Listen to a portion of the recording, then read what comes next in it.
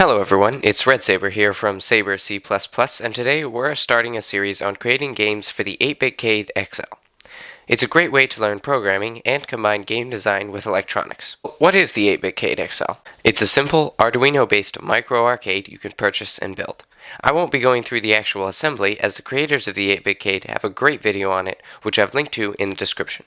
Once you've assembled it, you can download programs to it just like you would any other Arduino using this micro USB port on top. You can also assemble a catalog of games with a fancy menu like this, which I'll cover later in the series. In this series, we'll create a variety of games including classics like Pong, more complex games like this never-ending coin collector, and more.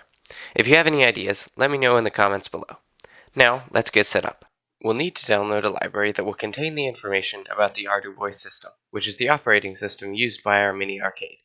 First, I'll open up Preferences from the File menu, and then I'll click on this button here by Additional Boards Manager URLs.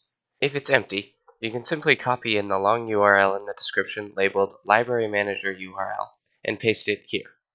If there are any URLs, make sure to copy this on a new line. Then we can hit OK to close this window and OK to close Preferences.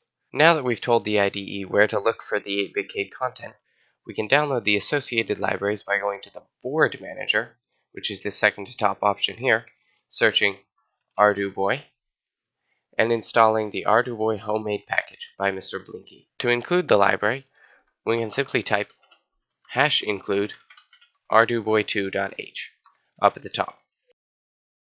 Now that you're all set up, check out the description for how to do more cool stuff with the 8BitCade XL, or visit my channel for lots of tutorials about other Arduino sensors and modules. Thanks for watching.